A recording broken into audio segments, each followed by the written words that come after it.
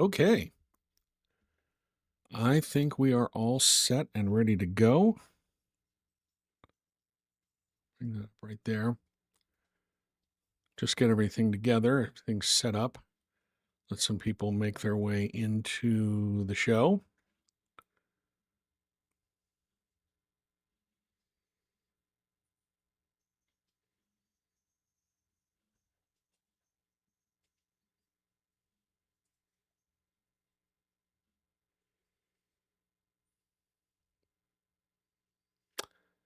Okay, I think we are up and live, and this is probably the smoothest I've ever been able to make it go live, which is very, very nice.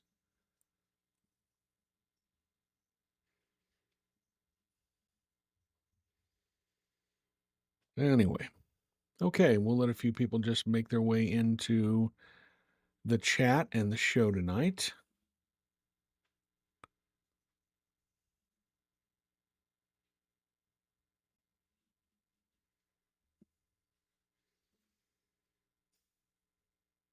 How's everybody doing this evening? Welcome into the show. Glad to have you along.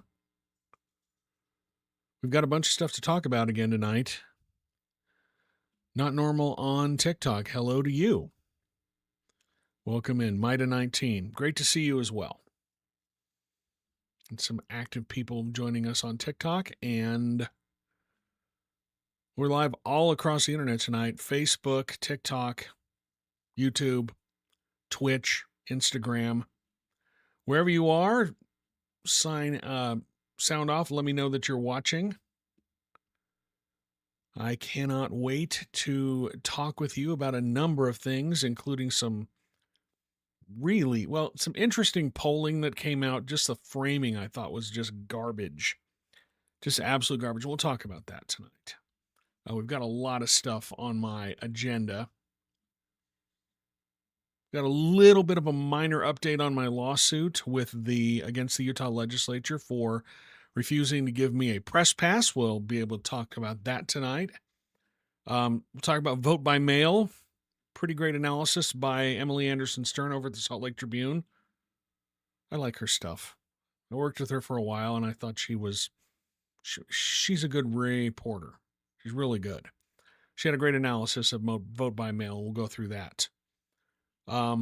Especially given all the attacks on vote by mail that we're seeing. We've got all that stuff to talk about tonight. Kathy Graham, 19 on TikTok, asks, what do you think about Trump voting by mail in Florida? I just think it's hypocritical, and it just shows what a canard this whole attack on mail-in voting is. Mail-in voting is safe and secure, but they need to try and stop. They need to do something to reverse their fortunes in the upcoming midterm elections, because every poll, and we've talked about this before, but every poll that we've seen shows that the Republicans are in deep, deep trouble. And we talked about this last time, but it's the calls have gotten louder. You've seen more and more people, including Steve Bannon now, urging President Trump to issue a executive order, an emergency declaration, so that the federal government can take over the administration of elections.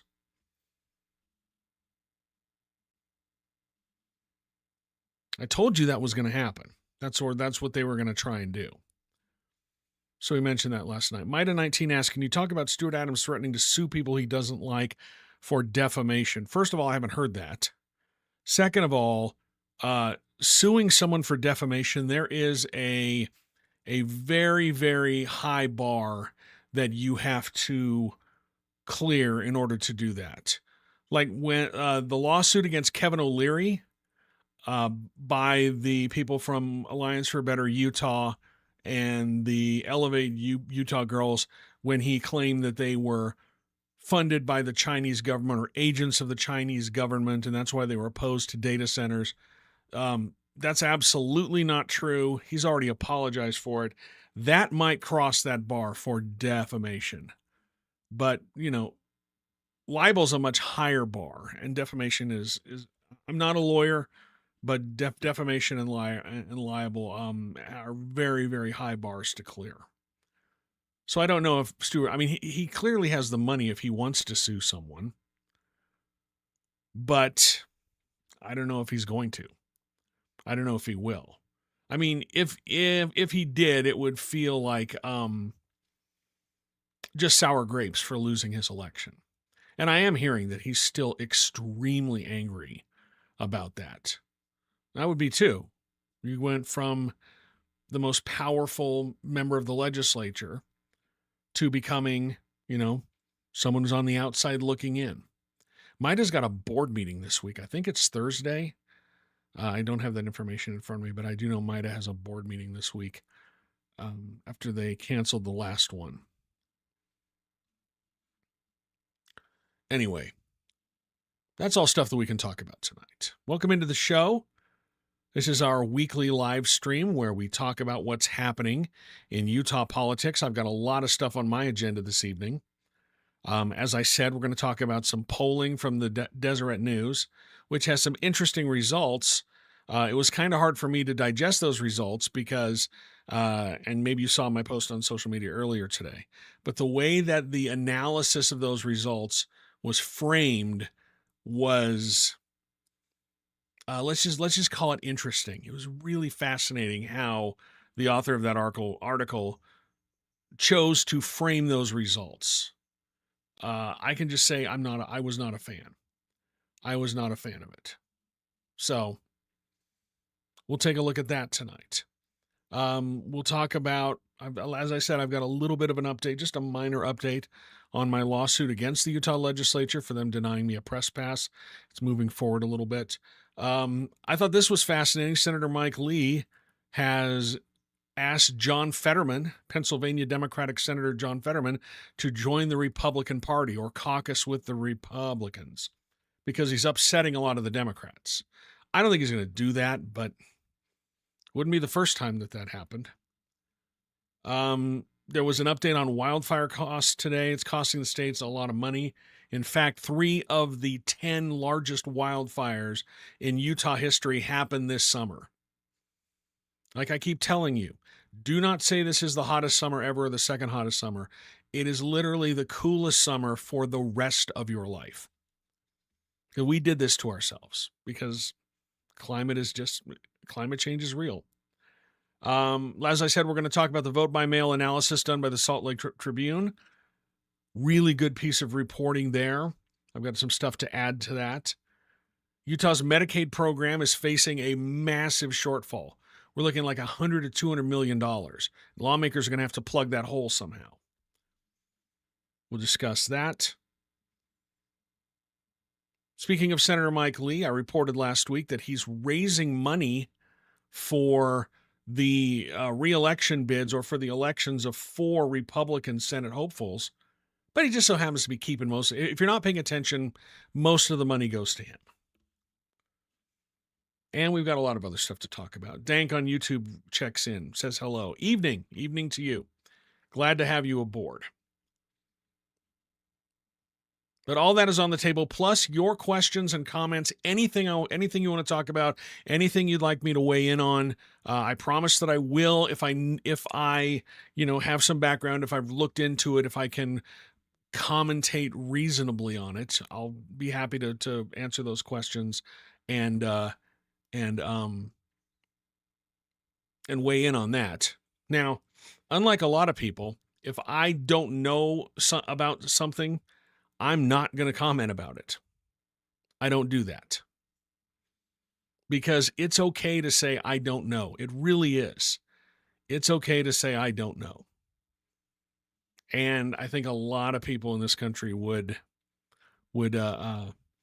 follow that advice. Because I was talking about my wife with this. I was talking about this with my wife. Boy, I didn't say that correctly. I was talking about this with my wife. And I said there was a time in this country when people who didn't know about a topic, they just stood in the corner and shut up and listened. And now everybody has to have a take on everything. No, you don't. No, you don't. Okay. But yeah, we've got a lot of stuff to talk about tonight, and I want to hear what you want to talk about as well. Dark Sage, the epicness of Dark Sage 9117 on YouTube says the epicness of Florida. David Jolly was a Republican until he became a Democrat to run for governor. He won the Democratic gubernatorial and primary in Florida tonight. He's going to run against Byron Donalds, who won the Republican primary. Donalds was a conservative Democrat before he became a Republican who's running against Jolly. So between a right-wing Republican and a right-wing Republican, you're getting a conservative Republican as the governor of Florida. I mean, Byron Donalds is kind of crazy, though. So, lesser of two evils in my mind. People who will uphold democracy, people who will honor the Constitution, that's who I think you should be voting for. That's who I think you should be voting for. People who will uphold and fight for the Constitution. I think that's a pretty easy bar to cross. Let's see. Shelby Thane on Instagram says, we just moved from Utah to Tennessee because of our worries of farming and the persistent drought in Utah. Is the Utah State Legislature making any real headway in regards to water and climate? Well, there's a lot of talk. They say we've dedicated this many acre feet of water to the Great Salt Lake, but the Great Salt Lake is just about to. It hit its second lowest level ever recorded this week, and it's not going to drop to the lowest level, or at least the forecast isn't. They're going to drop to the lowest level this week, but still, that's nothing to be proud of. The Great Salt Lake is in crisis. Lake Powell, they're just a few feet above the point where they will have to shut down the hydroelectric generators because there's not enough water. There's just not enough water. So there's a lot of talking about it. These are long-term solutions, and they're doing it piecemeal, and there's just not a lot. Progress is going to be slow, and slow would be great if they had started this years ago, but they didn't, because we didn't see it was a problem until it was too late, which is the way it is with almost everything. So hope that answers your question there. Not normal on YouTube. On TikTok says, see, the Republicans losing a primary isn't a win if we just vote for another Republican. Well, this is an open seat in Florida because Ron DeSantis is term limited. He can't run again. And so he thought he was going to be in the White House at this point. If you remember, he was sort of the flavor of the month for the Republican Party for about a month, actually. In fact, I remember there were a bunch of Republicans who signed a letter here in Utah urging Ron DeSantis to run. This is when he was in his exploratory phase, which is such bullcrap. Exploratory phase. You're going to run. I can't think off the top of my head of anybody who had an exploratory phase and then didn't end up running. But that was in his exploratory phase. He came, he spoke at the Republican convention down in Orem at the UVU Center. I think it was 2023. He was the speaker there. It was a whole big deal. They actually, DeSantis's people, I reported this extensively, but they wanted to ban guns. They wanted to get rid of guns, not allow guns in there, but that went against Utah state law. They were going to have mag and bag at the doors, and that would upset a lot of Republicans who like to carry. So they eventually just changed that out. Hey, Chris Collier on Instagram says, we knew it was a problem. He's talking about the Great Salt Lake. We knew it was a problem for more than 20 years. Yeah, but we knew it was a problem, but the decision makers didn't acknowledge that it was a problem until, Brad Wilson decided that was going to be his signature issue that pushed him into the Senate.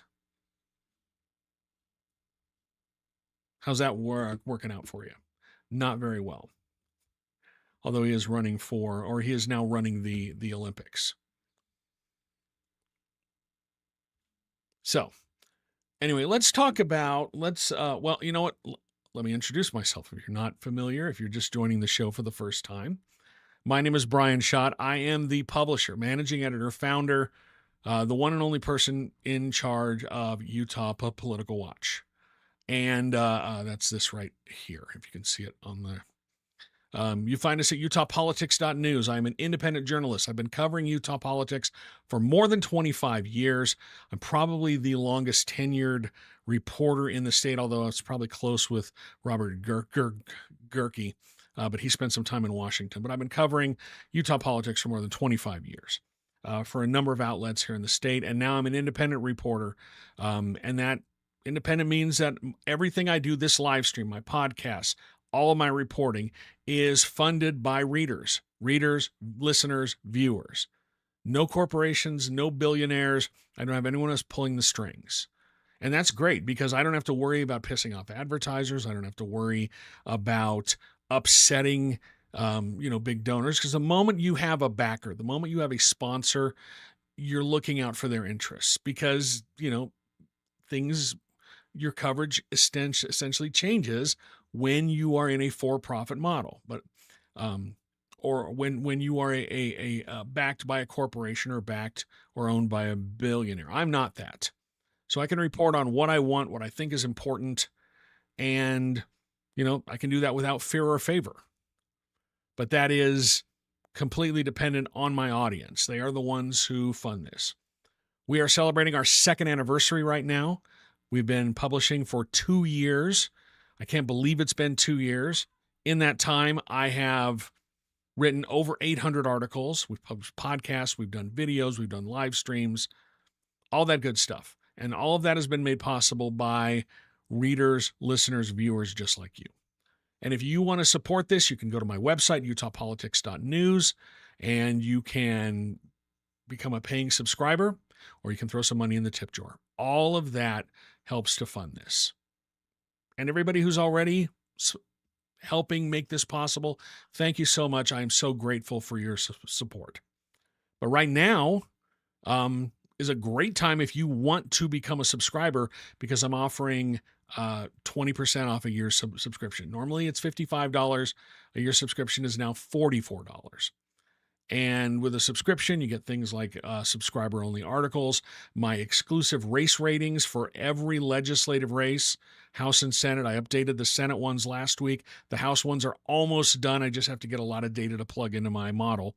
But those will be out this week, so I'll be updating those. And you can do that by becoming a paying subscriber at utahpolitics.news. There's a banner on the website right on the top. You click that and you get 20% off a year subscription. And I appreciate that. So if you can do that, that's great. If subscription's not for you, you can go to the website, click the link that says tip jar. Throw $5 in there. Throw $1 in there.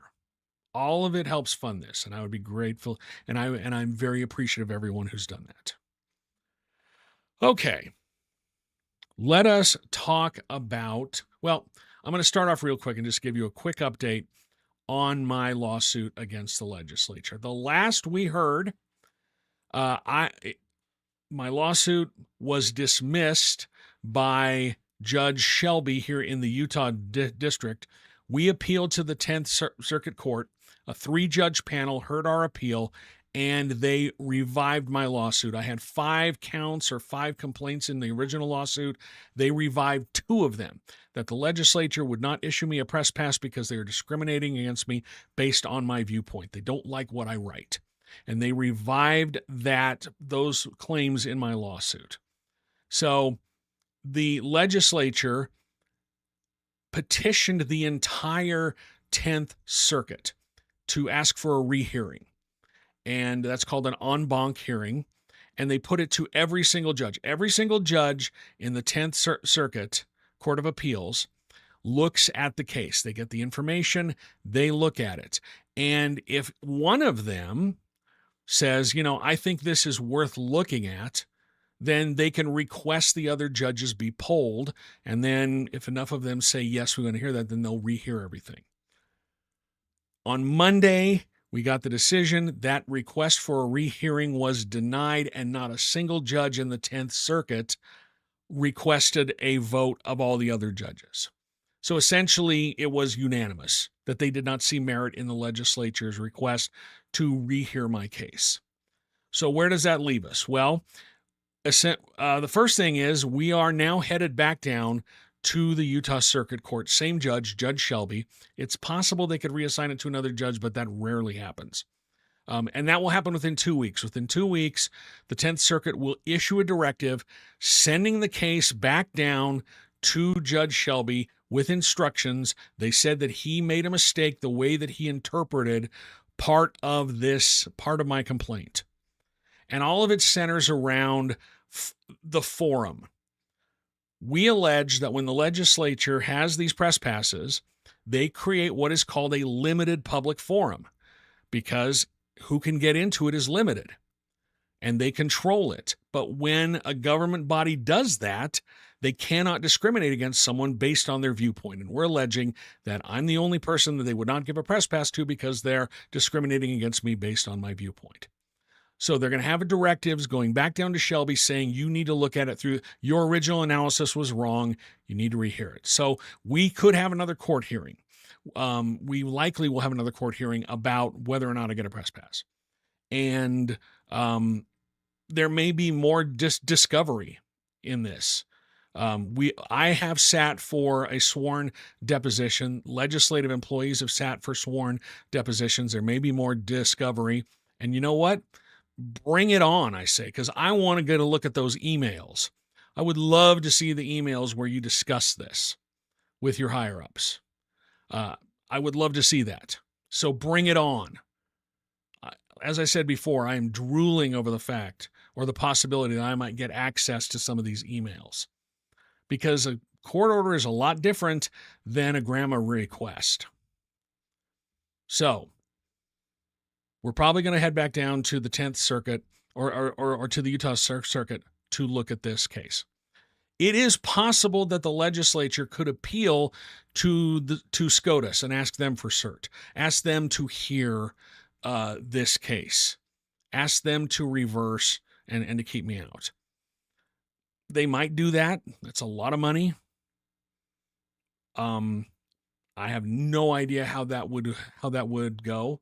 Remember, the legislature has already spent almost $500,000 paying an outside law firm from Washington, D.C. to handle this case for them. It's not the Attorney General's office. It's not the state's own lawyers. They gave themselves the ability to hire their own lawyers in cases like this, and that's what they did. This same law firm, they're representing the legislature in the case against me, and they're representing the legislature in the redistricting case.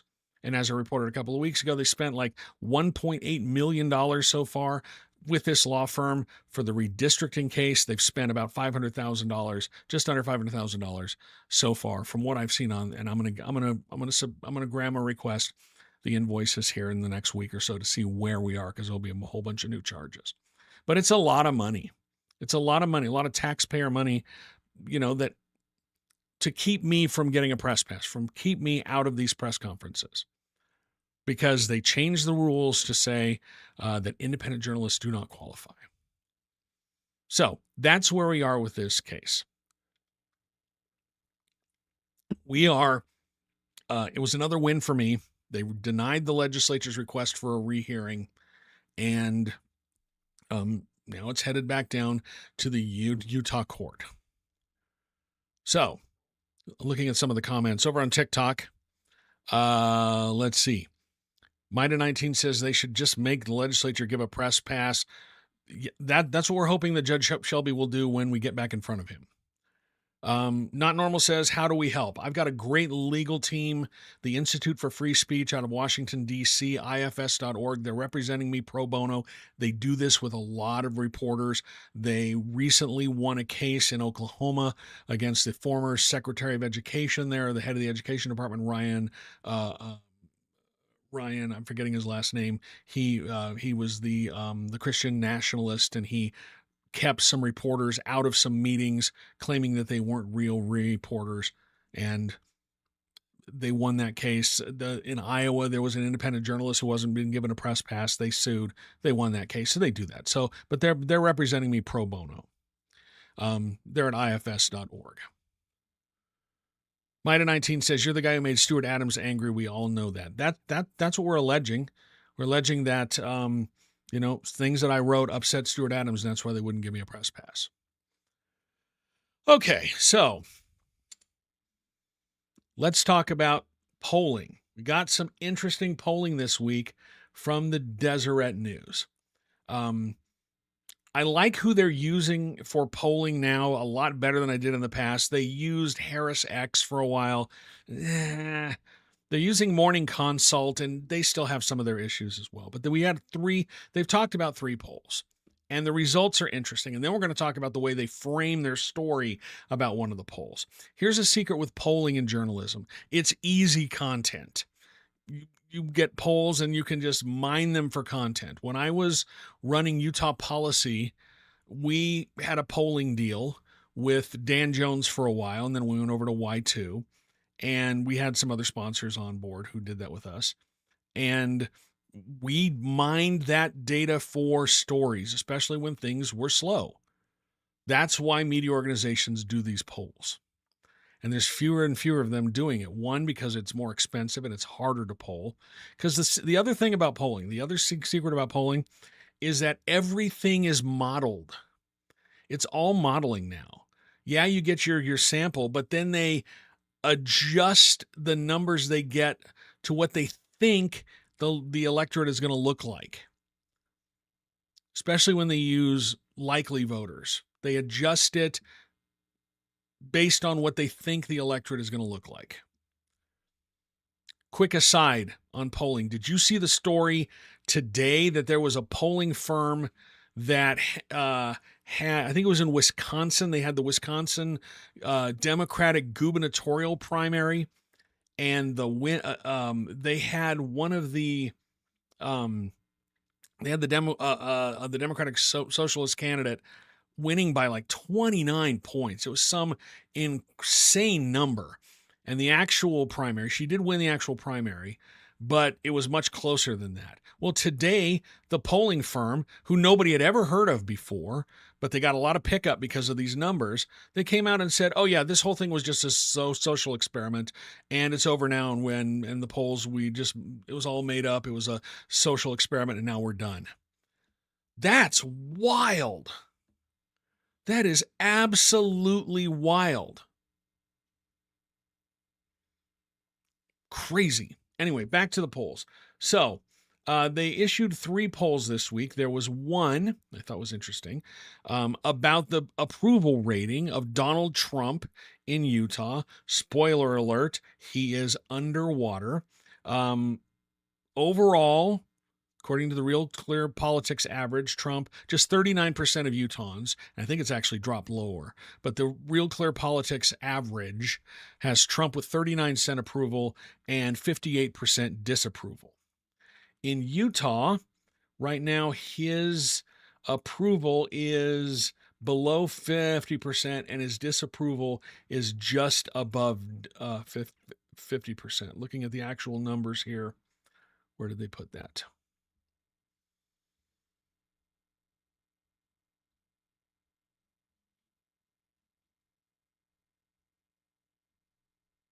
Oh, there it is. In Utah, 45% of Utahns approve of Trump's job performance compared to 52% who disapprove. So he's at -7, -7 in his disapproval, in his overall approval rating. His net approval rating is -7. He's underwater here in Utah. He's underwater in a lot of states. I thought that was interesting. They looked at some of the other candidates, his possible candidates in 2028. J.D. Vance was 49% approval here in Utah, 44% disapprove. Marco Rubio was 43% approval, 38% disapprove, and 19% don't know for Marco Rubio. So even the Republican brand, and a lot of this is just because of independents who are not on board with Trump anymore. And we'll see that as we get to the approval ratings for Spencer Cox, Mike Lee, and John Curtis. The second poll was about voter ID. They have a question. Do you support or oppose requiring voters to show photo identification when they vote? 57% of Utahns said they strongly support that. 24% somewhat support. The people who oppose, 6% somewhat oppose, and 8% strongly oppose. That means 14% of Utahns oppose it, and you've got 81% of Utahns who are in favor of showing photo identification when voting. Same thing. Do you, here in this question, do you support or oppose requiring people to provide proof of U.S. citizenship, such as a birth certificate or passport, when they register to vote? 48% strongly support, 18% somewhat support. Oppose is about 26% overall, 10% somewhat oppose, 16% strongly oppose. So again, in theory, Utahns support showing ID to vote and showing proof of citizenship.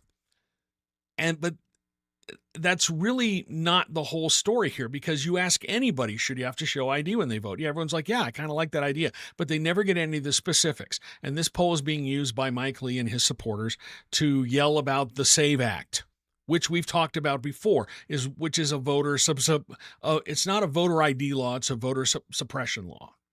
Because, yeah, you have to show ID to register. You have to show proof of citizenship to register to vote, but it can't be a driver's license, except you're in one of 5 states.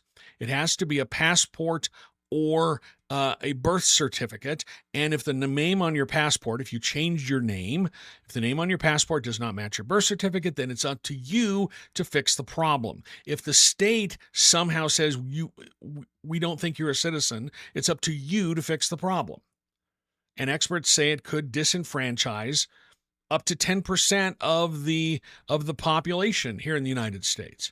So it's clearly about voter suppression. So when you hear stories like this, when you see poll results like this, where Americans support showing ID and Americans support proof of citizenship to vote, yeah, but you're not talking about any specifics. And then when you explain to them what it does, they kind of go, the numbers fall off a little bit. Hey, Chris Collier says, is this the general electorate or likely voters? It's registered voters on the first 2 polls, they said. The first one was registered.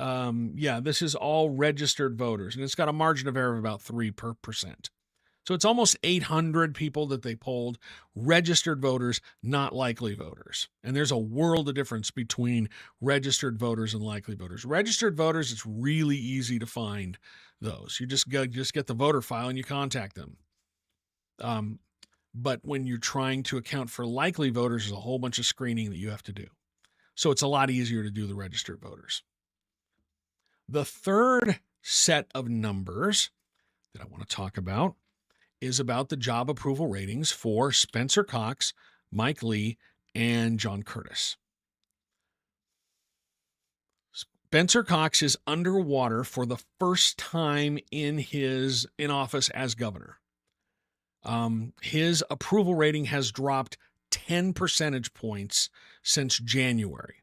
In January, he was at 51%. Now he's at 41%. His disapproval has risen from 37 to 49%.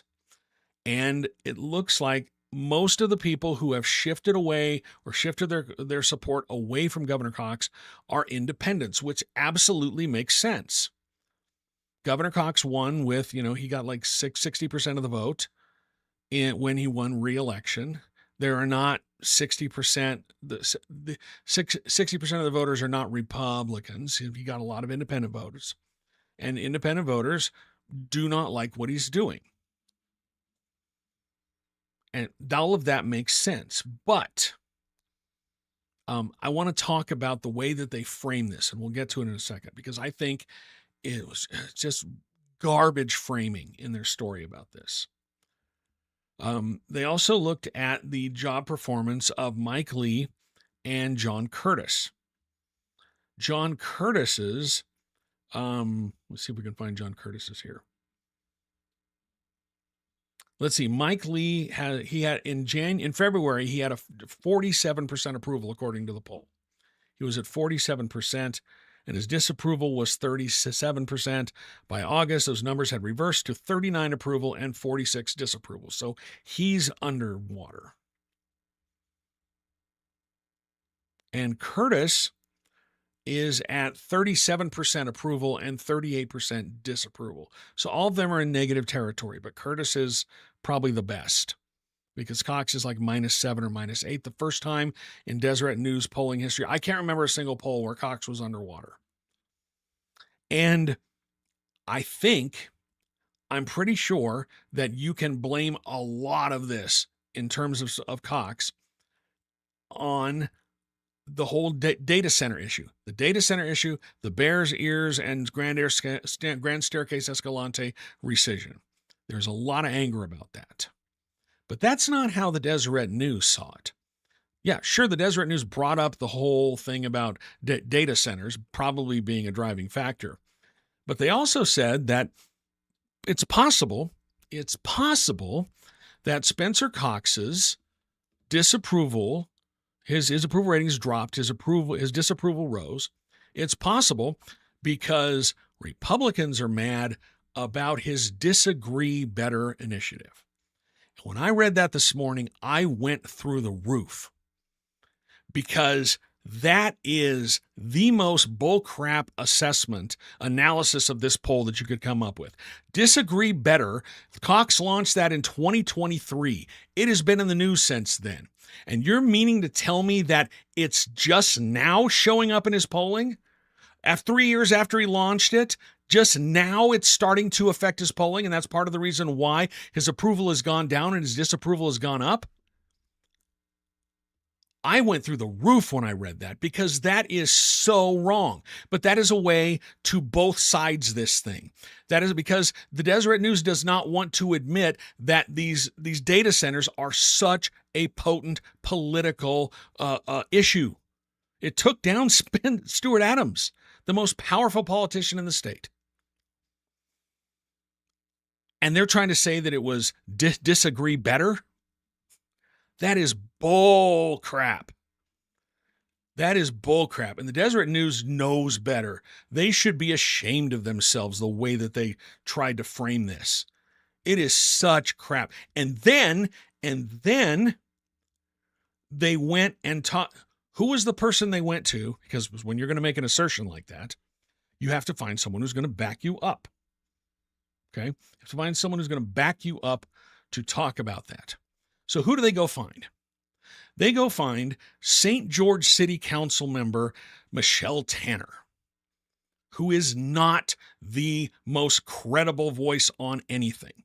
If you will remember, I reported this. I broke this story that she cost taxpayers in St. George hundreds of thousands of dollars because the HBO show We're Here wanted to film an episode there, and they got all the permits, and the city council, led by her, they went and pushed to get those permits rescinded. They want to take them away because everyone was up in arms about drag shows. Ooh, scary drag queens. And when the city manager at the time said, if we do that, we're going to get sued and we're going to lose. So the show went on, and then he got fired. And he sued for wrongful termination, and he got a settlement that was hundreds of thousands of dollars, paid for by St. George taxpayers. But she got reelected. But you don't go to Michelle Tanner for political commentary on this. And her quote was, it really causes unreliability with the public where we never quite know what we're going to get. When you try to appease everyone, you end up appeasing no one. Republicans have not been fans of this Disagree Better at all. But I wasn't a fan of it. Also, quick aside, when Cox was rolling it out, and I was working at the Tribune at the time, they invited my editor to this private meeting where they were going to roll this thing out. Well, he couldn't make it. So he reaches back out to Cox's people and says, oh, I can't make it, but we'll send Brian over. And all of a sudden, that invite was taken away. They said it was not transferable. So, tells you all you need to know about that. If you can't defend it against some moderately difficult questioning from me.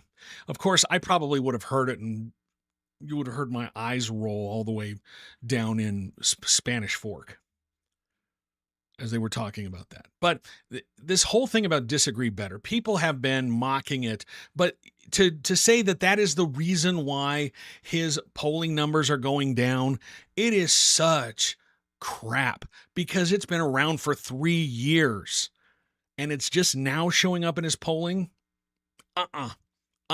And whatever editor allowed that to get through, oh boy, not great. Not great at all. Little aside about Michelle Tanner, in the interest of transparency. If you remember, I caused a little bit of a stir on social media a couple of years ago after the state started banning books, and I offered to buy some banned books for people. Well, Michelle Tanner filed a false police report against me, claiming that I wanted to buy pornography for children, which is not the case at all. That's not what happened. But she filed a false police report against me. So that was all sorts of fun. And she was egged on by some of the crazies in the Utah Republican Party. So maybe I've got a little bit of a problem with Michelle Tanner, but it's not specifically for that reason. There's a lot of reasons why I have a problem with Michelle Tanner being consulted as an expert on anything. And if you want to listen to some really spectacular programming, look up her podcast, which she hasn't recorded a show for an episode for in more than a year, I think. The Michelle Tanner podcast. Video of it, she wears this big cowboy hat, and then she just kind of lost interest. Podcasting's hard. It really is. So anyway, I just thought that this framing of this poll, that, hey, maybe it was the data centers, maybe it was the environmental stuff, maybe it was, the rescission of the national monuments by Trump, maybe it was, Cox being essentially just a weak governor. Maybe it was those things, but no, it might've been those things, but it might also be this thing that the Republican base does not like, that's been around for 3 years. Just shameful.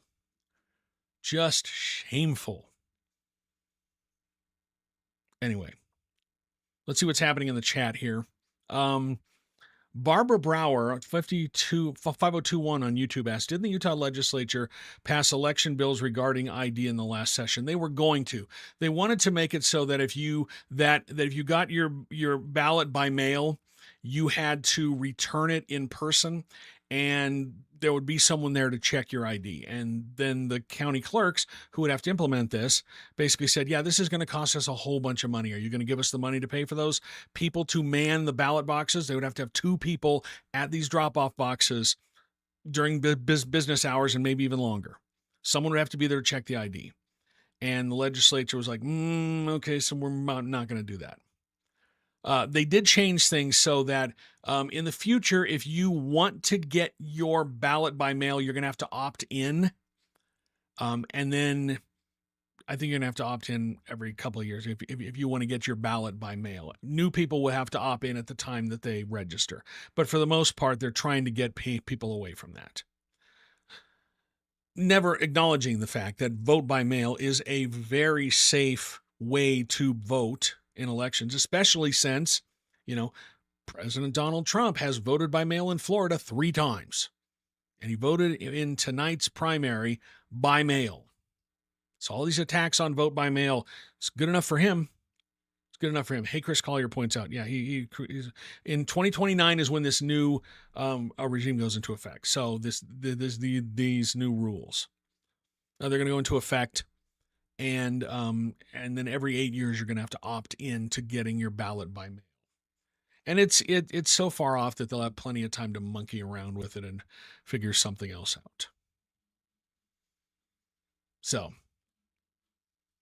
and we'll talk a little bit about this pretty fantastic story by Emily Anderson Stern in the Salt Lake Tribune. Let me pull it up. Actually, I think I've got it here. Yeah. So Emily Anderson Stern over the Salt Lake Tribune had a great analysis this week about how Utahns love vote by mail. 95% of all the ballots, according to her analysis, 95% of all the ballots that were in the primary election that just finished in June were vote by mail. 95%. And in a couple of counties, Emery County and Garfield County, every single vote was either mailed or put into a drop box. Nobody voted in person during those times. So that tells me that Utahns kind of like the convenience of vote by mail. It encourages more people to participate. Some Republicans don't like it because, as one top legislator told me a couple of years ago, and this was on another topic, but we were talking about same-day voter registration when they wanted to make some changes to that. Because if you remember, former Representative Rebecca Chavez Houck had been pushing for same-day voter registration for years, and she got former GOP party chairman Thomas Wright on board. She had a whole bunch of people on board, and the legislature finally did it. And then people in the legislature wanted to undo it. And one of the reasons why they wanted to undo it, this legislator told me, is because they want to make sure the right type of people are voting. Meaning they want voters who are educated and educate themselves on the issues. That's what they want.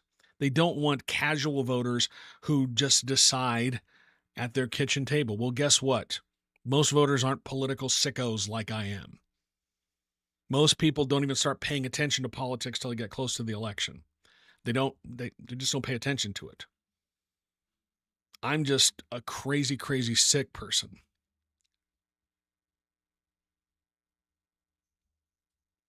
But it's a great analysis that, Donald Trump wants to get rid of mail ballots, but he voted by mail. And Utahns love it. They love to vote by mail. And in 2020, in the middle of the COVID pandemic, we had the highest turnout in years for our elections that year because people had to vote by mail.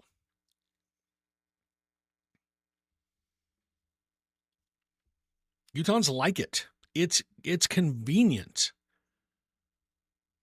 But some people think that you need to go stand in line. The only true way to vote is to stand in line. I remember a couple of years ago there was a proposed ballot initiative. They only got like 30,000 signatures. They didn't even come close to getting on the ballot, but they were trying to mandate hand counting in every district. And when I was talking to then Salt Lake County Clerk Sherry Swenson about that idea where you would hand count the ballots in every precinct, and the backers of this initiative, who are the people you would expect, is more just basically the same crowd that's screaming about non-existent voter fraud right now. They were saying, we'll get it done. One night of election, all the votes are counted. It's all finished. That's not how this works, because you would need so many poll workers and people to watch the ballot counting. It's completely unfeasible to do that because so many people vote. It's unfeasible to use paper ballots and count ballots by hand. It's just not feasible if you want to get the results that night. Can't do it. Jessica Elise on TikTok says, having worked in elections for a county in Utah, vote by mail is not an issue. No, it's not. It's not an issue. People like it, as we've seen in this article from Emily Anderson Stern in the Salt Lake Tribune. 95% of all the ballots in Utah in this last election, in the primary election, were vote by mail. It's a little bit down from previous elections where it was 95.7 or something. So it's just about 95% this time. So it was statistically insignificant. People like to vote by mail. Hey, Chris Collier says it's cheaper, it saves counties money, and it saves the Utah taxpayer. Yes, it does. And the people who run our elections do a really great job. They really do. But because Donald Trump lost one election, now they're facing threats. It's crazy what these people have to go through just to run elections. They've got all of my respect because of the job that they do. Hey, Chris Collier says 90.11% turnout.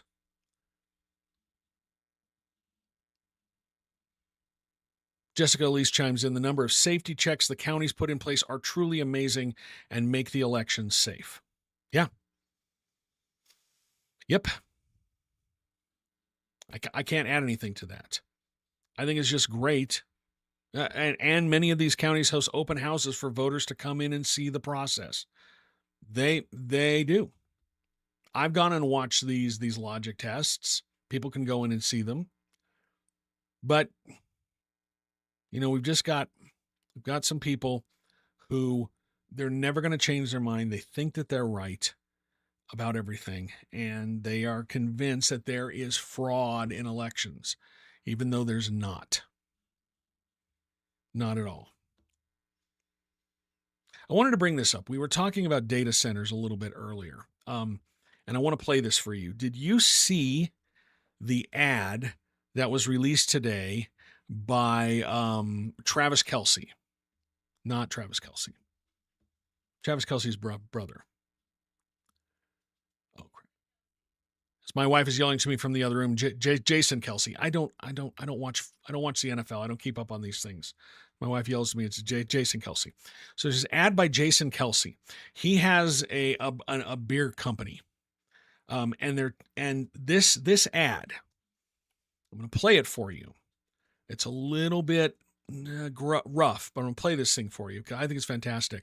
And if you want an idea of where the public is right now on data centers, this ad is everything. This is all you need to know. So here, I'm going to play this for you now. AI data centers waste millions of gallons of water. That's why Liquid Death and Garage Beer have decided to team up. We want your pee to cool these data centers. We want your pee. Please give us your pee.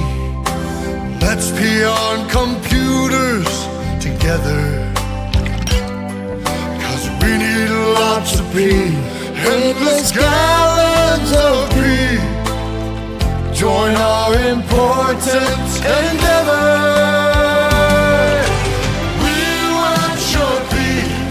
Please give us your pee. Let's be on computers together and save humanity. We want your pee. With Garage Beer's classic light beer and Liquid Death sparkling energy, the light beer of energy drinks, it's never been easier to create pee. Let's be on computers together and save humanity. So what are you waiting for? Go ahead and have another Garage Beer or Liquid Death sparkling energy. Then send your pee to the AI data center of your choice. We even make it easy with these collectible, sealable mugs. We want your pee.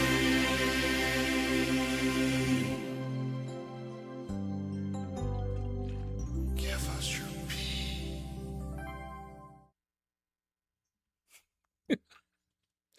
I was floored when I saw that the first time today. That is an incredible ad. And if you want to know where the public is on data centers, right there, that's where the public is. We've seen all this other evidence. I saw a story today that when people put when people have to start paying for things with AI, or they buying products that have AI built in, people don't want them. They don't buy those things. They don't sell. If you have to pay for AI, they don't want it. And this right here, I mean, that ad, pee on computers, because I'm speechless. And if you want to know where the public is on this issue, There it is. Because Jason Kelsey, he's not dumb. There's a reason why he's got an incredibly popular podcast. He's the everyman. And that ad is amazing.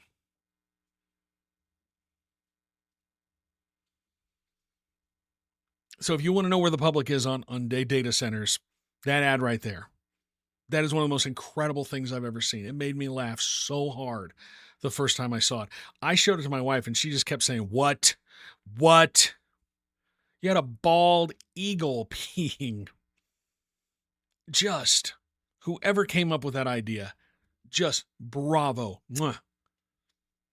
And that's why Stuart Adams lost his race, because people don't like data centers. They don't like it. And that ad, I mean, one of the best ads I've ever seen. Fantastic. So I just had to play that for you. I couldn't keep that to myself because it was nuts. When I saw that, I was dying. Okay. What else is on the agenda tonight? We have a few comments in the chat that I want to get to. Kathy says, I saw that Representative Matt McPherson wants ICE detention camps in Utah. McPherson is who pushed the expansion of the Utah Supreme Court and the making of the Constitutional Court. Yeah, he is in a really tough reelection bid. I was speaking to a member of the Democratic Party, an official with the Democratic Party. I ran into them when I was out in public, and we were talking about him, and they think they've got a really good shot at knocking him out of his seat. That area is it's not a safe Republican seat. But the Democrats think they have a good shot at knocking him out of that seat. Back to the issue of Spencer Cox's falling ratings. I had this thought today. I think one of the problems that Spencer Cox is having right now is he's trying to figure out what he wants to do after he leaves the gubernatorial mansion. I think he may think that he made a mistake by saying he was only going to serve for 2 terms and then get out of the way, because he's not running for re-election. And he can't go back and he can't go back on that. It'll look really bad for his brand. I think he saw an opening for a higher office. Maybe he decides to run for Senate in 2028, especially if Senator Mike Lee does not run again. But I think he's kind of rudderless. He doesn't know what he's going to do now. Maybe he thought he was going to have a national profile. Remember, I spoke with Jonathan Martin from Politico about this. He wrote an article saying that he thought that Cox should run for president in 2028, run a campaign that he knows he's going to lose, simply to get everyone talking about the issue of social media. A one-issue candidate, it's happened before, just be sort of a sacrificial lamb, but run for president in order to get that message out there. I don't know if he would do that, but I think he's really struggling with what he's going to do once he leaves office.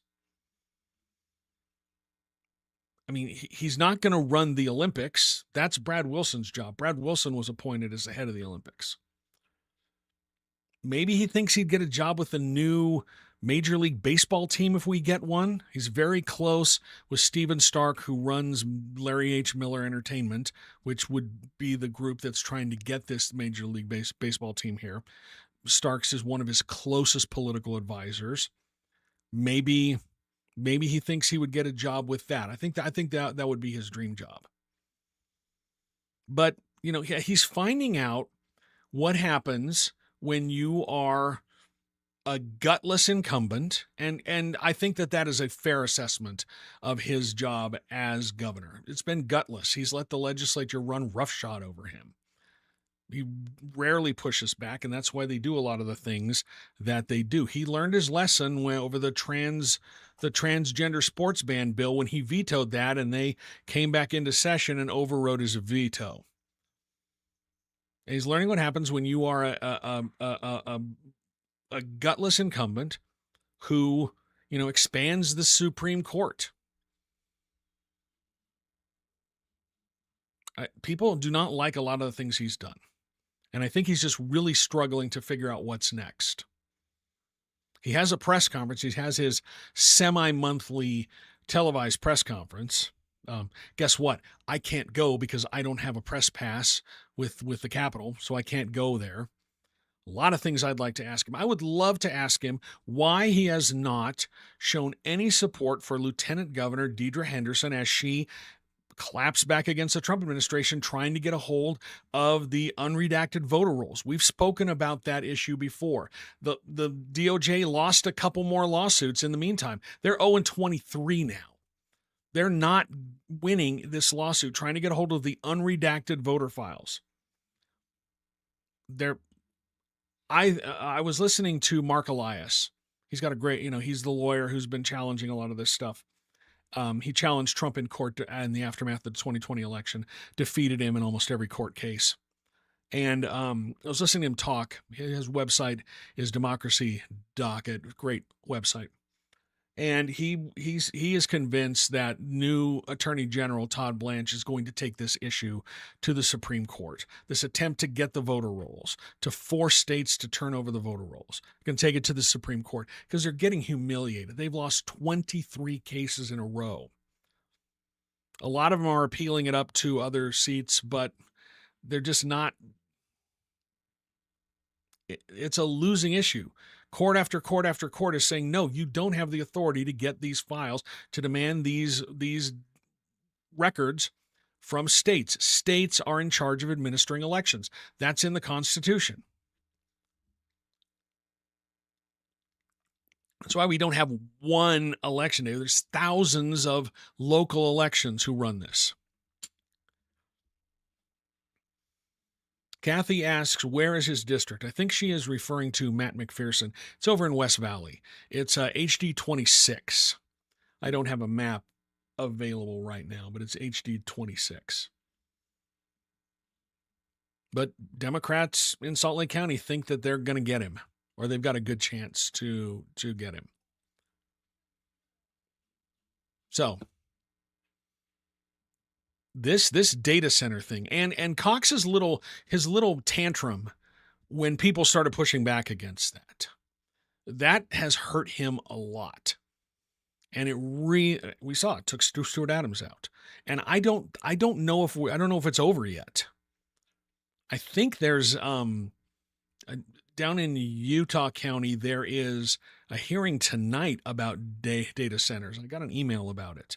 It's on one of the county council's agendas, and I think it's about a data center near Utah Lake. Just our water's drying up, everything's drying up. It's the hottest summer we've had 3 of the 10 biggest wildfires in Utah's history this summer alone, and everybody's pushing to build these data centers. Meanwhile, the AI companies are not making any money because nobody wants to pay for it. The only reason they're getting all these big valuations is because of the promise that AI it's going to be so integrated into everything that we're going to make $3 trillion a year or whatever it is. We're going to have massive profits from this. Doing what? We're seeing people, if you have to pay for it, most people don't want it. There's a free version, but they're trying to capture you, as they do with every app. They're getting sued over the things it's done. And now they're asking for government help to slow down development because they're running out of money and they don't want to get any more competitors. And when you hear people say, well, China's going to catch up. Well, I can't speak to that. I just know that here in America, the public opinion is turning pretty drastically against data centers. Hence that Jason Kelsey ad that I played you earlier. We should talk about this real quick.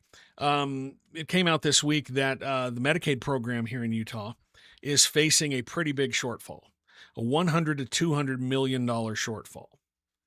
And the legislature is going to have to dip into rainy day funds to bail it out. And this is not a shortfall in federal funds. Most of the money, when the legislature when Utah finally expanded Medicaid under the Affordable Care Act, I think it's like an 8-to-1 or a 9-to-1 federal split. We get a lot of money from the feds, and the shortfall is not in the money that comes from the federal government. It's from the state funds. And Workforce Services, who administers this, they were talking about how one of the reasons why they're running out of this money, one of the reasons why they have a shortfall, is because the forecasting tool that they use to determine how much they're going to have to pay missed this. That's not good.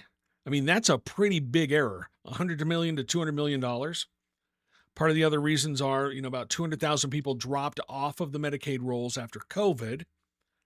And most of the people who are left, the people who are still using Medicaid, are what they call high utilizers, sick people who need a lot of medical care. And so the legislature is going to have to dip into the rainy day fund, 100 million, 200 million, to cover the shortfall. And the legislature has been looking for a way to get out of this Medicaid business. They want block grants. That's the one thing they want. They want a block grant. They want the federal government to just give us a chunk of money, and then we get to decide to do with it because of federalism. Republicans in the legislature have been pushing for this for a long time. And there's a trigger in our Medicaid expansion that if the federal split drops or goes away, then we immediately abandon the expansion. And a lot of people are going to be left holding the bag. But this is an alarming thing. So they're going to have to dip into the rainy day funds to plug this hole. And you wonder what the downstream effects are going to be, what kind of legislation we're going to see in the next session as lawmakers grapple with this.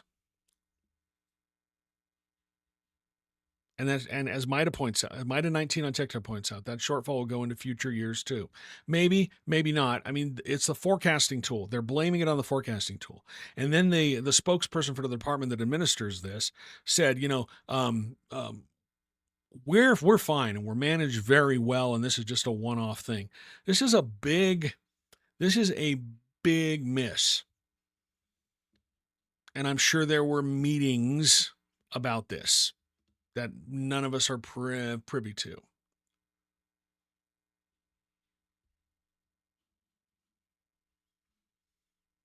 Hey, Chris Collier points out on Instagram, the legislature, tomorrow is interim day, and a number of committees are talking about data centers. I think the Business and Labor Committee is talking about data center tax incentives.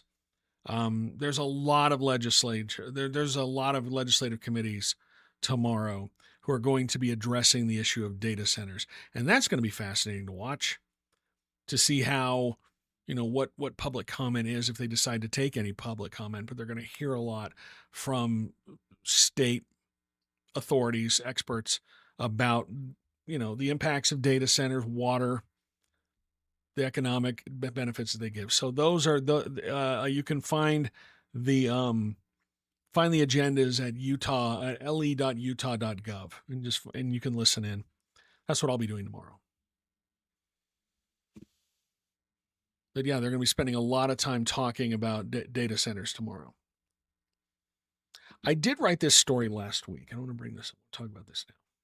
So Senator Mike Lee, and he's done this before. I'm on his fundraising list several times just in case they see who I am, and then they kick me off the list. So I use burner accounts. It's pretty easy. But anyway, I got a fundraising pitch in the email from Mike Lee. I get probably 5 or 6 of these a week. Most of them are around election integrity and his SAVE Act, screaming about how nobody's doing what he says and we need to protect elections. But he sent out this fundraising email, and he said, we need Republicans to keep the Senate in the 2026 midterms. And he was raising money for 4 Republican Senate candidates in other states. Ken Paxton in Texas, Barry Moore in Alabama, Harriet Hageman in Wyoming, and Ralph Norman in South Carolina. He's raising money for them. You click on the link, you go to a website where they have the big pitch. It says, our current Senate majority cannot be taken for granted. We can't afford to lose ground in 2026. Every seat matters. And the Democrats are already lining up money to take back control.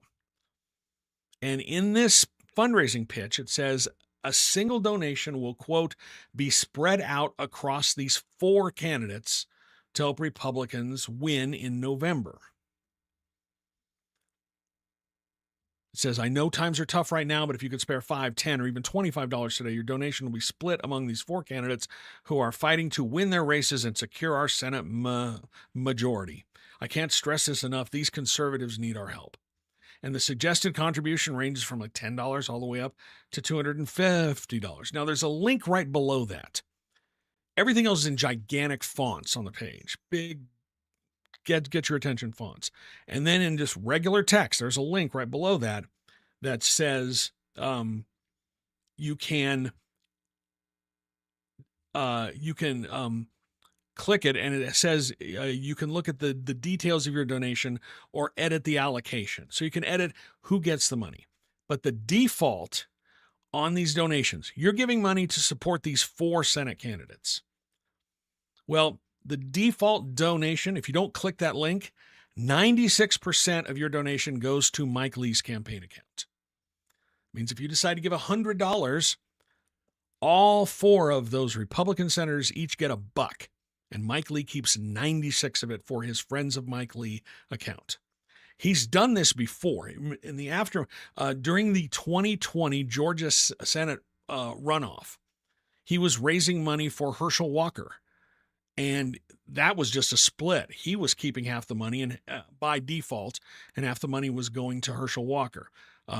Burgess Owens did a similar thing, where he was raising money for Herschel Walker, but he was keeping a big chunk of it for himself.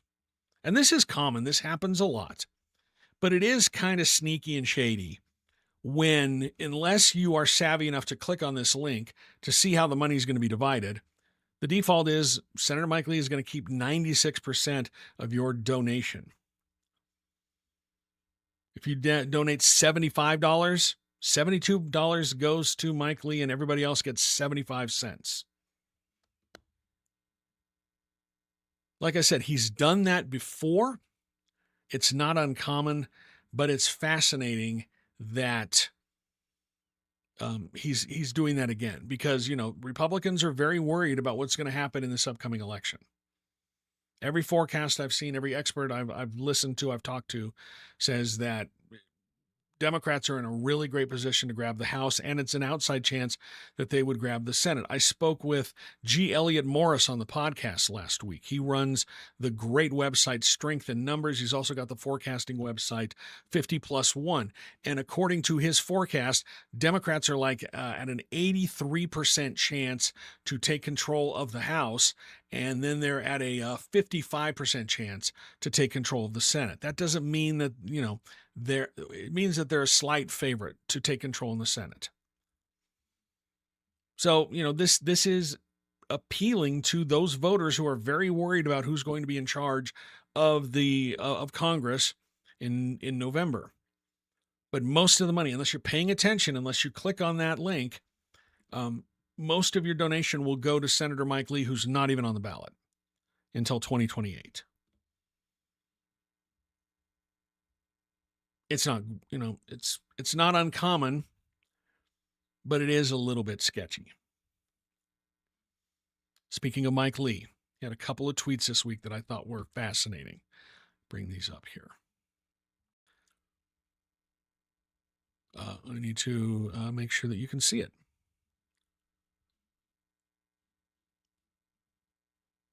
Yeah, we'll go here.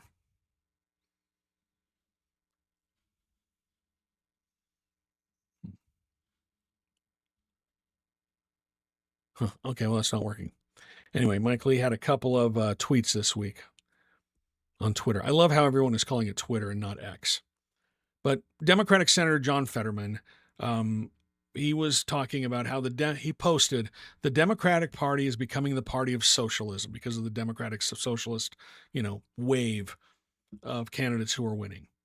58% view socialism positively, 50% view capitalism negatively. He's looking at this poll numbers. And Mike Lee quoted that and said, John, please join us.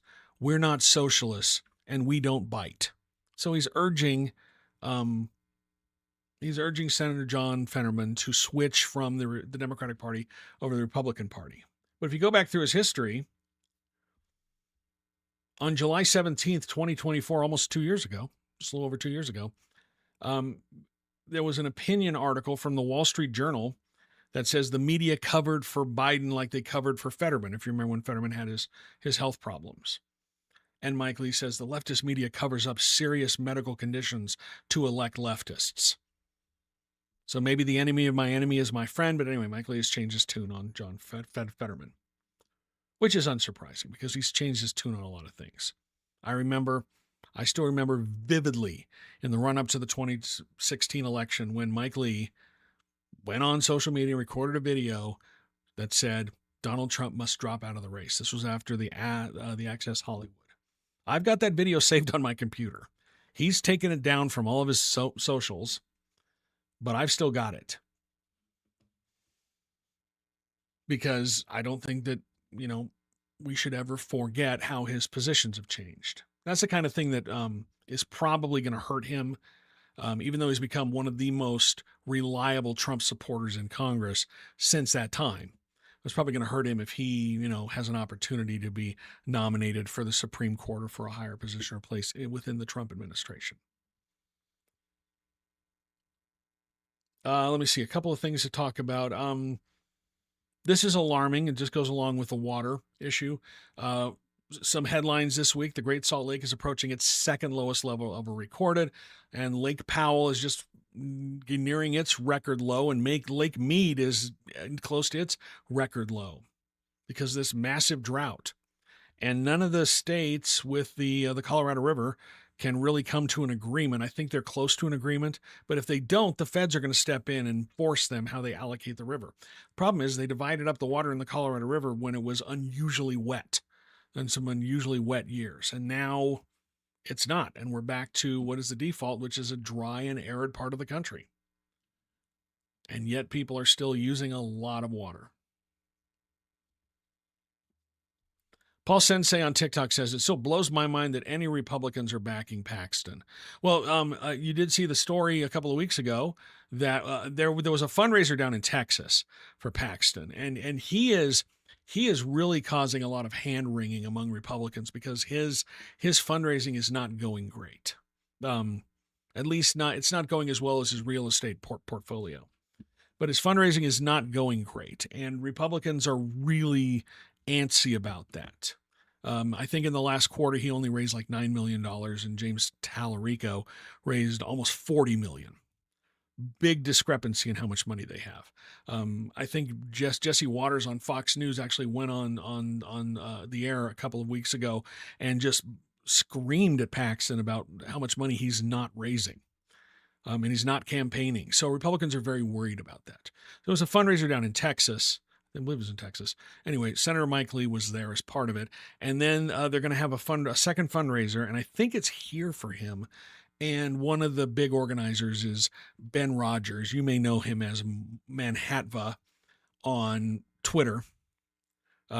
He's the guy who drives the Cybertruck and yells at kids on bikes. I do know at one point Senator Mike Lee was pushing him to run for Congress against Blake Moore. He desperately wants to run for something. Because, he's rich because of daddy's money. Anyway, they're raising money for Ken Paxton. And I would really like to ask him, about the sweetheart deal about his thoughts about raising money for Ken Paxton, who cut a sweetheart deal for that one official in Texas who was convicted, I think, of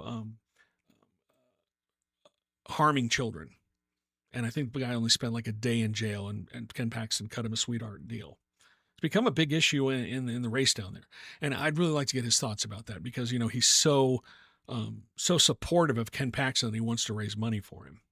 Fun thing, I was digging through some campaign finance stuff here in Utah, and I saw that there was a PAC that was formed earlier this year. It was called Deseret Defenders. And it's by a guy it's run by a Republican guy up in Davis County who's sort of on the fringes of the conservative part of Davis County. Anyway, he did this whole thing. The Deseret Defenders PAC. They have one donor. It was Ben Anderson, and he donated $1,000. They haven't spent it on anything. I think they were going to try to help Trevor Lee or something. But anyway, one donor, Ben Rogers. Sorry, it's Ben Rogers is his name, and he was that's Manhattan on Twitter, Ben Rogers, and he's the only donor to this group. Paul Sensei says, I'm not a Democrat, but I want to see a blue wave of a purple dot in this bright red state. All of the shifts that we're seeing are people, are even some Republicans, but a lot of independents are shifting away from Trump. Harry Enton on CNN was posting earlier tonight that Trump's approval rating has swung like 50 some points. He was +6, actually in the 40s. It was +6 at the beginning of the year, and now he's like at -37 or something. His net approval, which is a massive, massive shift. He's got young men abandoning him. He's got every ethnic category is abandoning him. I mean, he's wildly unpopular.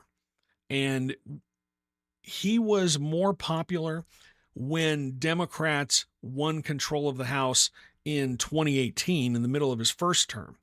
He was more popular then, and Democrats got control of the House, than he is now. His job approval ratings are much lower now, heading into the 2026 midterms, as they were heading into the 2018 midterms. And that's bad. That's really bad, because every president, save two, and only 2 times since the 1930s, has a president not lost seats, a president's party lost seats during the midterm elections. And like I said, Trump was much more popular at this time in 2018. His approval ratings were much higher. I think they were in the 40s. And they still lost control of Congress. So this could be a bloodbath. But a lot can happen between now and November, as I keep saying. Lil Dipper says, can we get back to refill the lakes? We've been talking a little bit about that, I'm not sure. Like I said, it's going to take some really hard decisions. It's going to take a lot of political courage. And I don't know... I don't know what they could. Lawmakers saying that we've done a lot for the lake, and they have. They've done a lot for the lake, but there's been a lot of studying, and I've listened. There are people who said we're past the point of no return. I don't know. All I know is we've got a lot of dust being kicked in the air, a lot of arsenic and really bad chemicals are being kicked up in the air because of windstorms, and you can see just how small the lake is compared to how it used to be.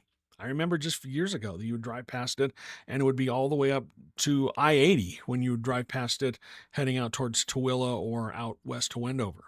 The lake was that high, and now it's clear off in the distance. And that is absolutely alarming. And I don't know what it's going to take to fix that. And if we have the political will to do that, I don't know. I would hope that lawmakers would have that. The Queen on TikTok says they don't want to do the difficult things it would take to save the lake. They're small-minded. Yeah, you have to think beyond your next term. You have to think beyond your next election. I've asked this question many times on other topics.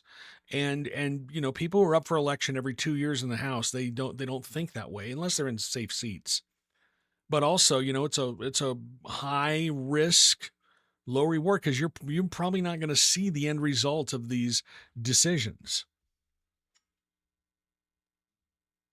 And there's not a lot of politicians who want to vote on something now that they're not going to see the benefits of, that they're not going to be able to take the credit for down the line. Oh, anyway, well, I think we're getting close to the end here. I don't have a lot more to talk about. I want to bring this up at the end here, though. Utah, for the 12th consecutive year, has been ranked as the worst state in the nation for women's equality. It's a Wallet Hub study. They look at the best and worst states for women's equality, and Utah is always at the bottom. They've been at the bottom for the last 12 years. They rate states on 4 factors. Well, actually, it's three factors. Sorry, three factors: workplace environment, education and health, and political empowerment. And Utah is 50th out of 50. Their ranking for workplace environment is 47th, so they're near the bottom. Education and health, 50th. Bottom. Because their health care is not great and education systems are not great for women, according to the study from Wallet Hub. Now, this is fascinating, though.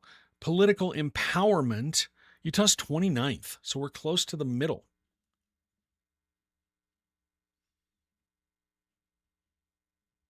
Pull up the, as they said, when they're looking at workplace environment, they factor in income disparity, higher income disparity, that's the median annual earnings, disparity in the share of executive positions, how many women are in executive positions, how many women are minimum wage workers, average number of work hours. Anyway, Utah was 47th by that metric. When you look at education and health, they factor in three things. The disparity in advanced educational attainment. Men versus women. Do women go on and get their degrees in college and beyond? They look at the disparity between men and women in math scores and in their doctor visit affordability. And Utah is last when it comes to that. But when it comes to political empowerment, they're right in the middle. Disparity in share of lawmakers in the U.S. Senate. Well, we don't have any, and I don't think we haven't elected any woman to the U.S. Senate. Disparity in share of lawmakers in the U.S. House of Representatives. We've got one, Celeste Malloy. We've had Mia Love in the past. Disparity in the share of lawmakers in the state legislature. That's where things start to even out.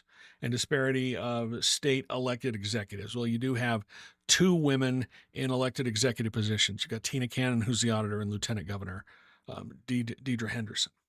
But Utah's at the bottom of the list, again, 12 years in a row. It reminds me of what happened when the absolute snit that lawmakers had, that leaders had, when that list of quality of life rankings came out and Utah was near the bottom. But Utah's the best state for business and best economy. Yeah, but when you look at quality of life, when you look at the quality of life for women, they're at the bottom. Two things can be true at once. And in this case, Utah's a great place for businesses. Great place if you're a business owner. Great place if you're an entrepreneur, a male entrepreneur. Great place for all that stuff. And then, but if you look at the quality of life, we're bottom 5, I think. You look at, for women, the quality of life for women, you're at the bottom. Two things can be true at the same time. So when you hear people talking about Utah's the best economy in the nation, sure. But is it okay? Is what's the quality of life here? Because the economy isn't everything, folks. All right, I think that's going to do it for me tonight.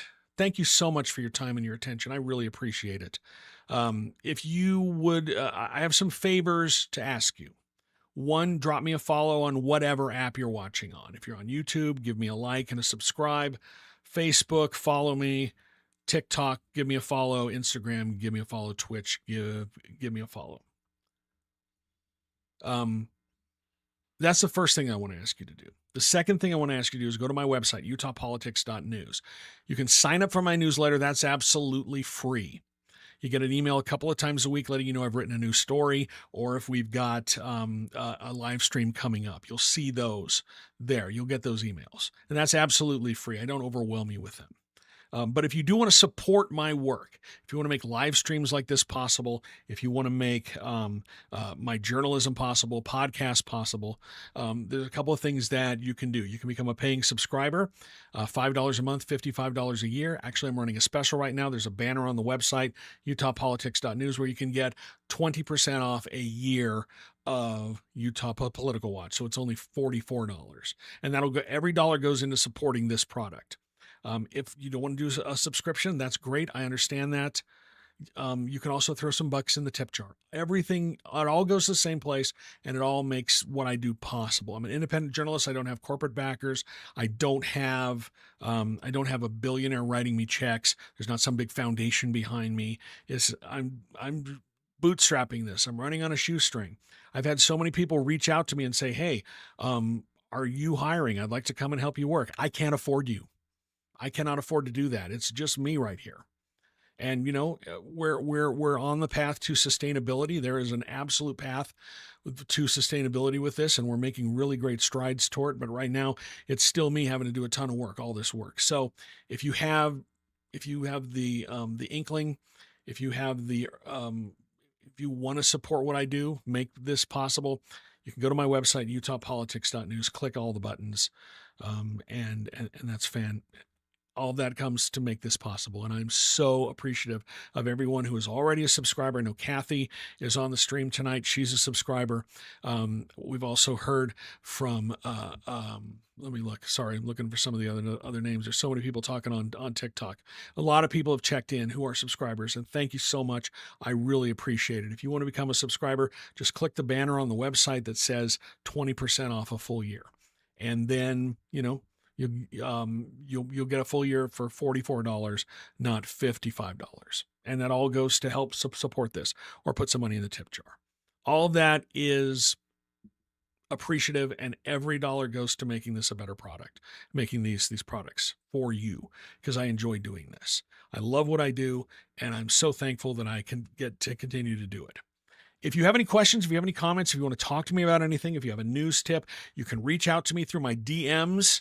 I'll probably direct you to my secure email or my Signal if you have something you want me to know about, or if you want to ask some questions, or if you just want to chat. Feel free to reach out. My email's on the website. It's all over the website at utahpolitics.news. You can find it there. I'd love to hear from you. If something happens this week that needs another live stream, I certainly will be back if news breaks.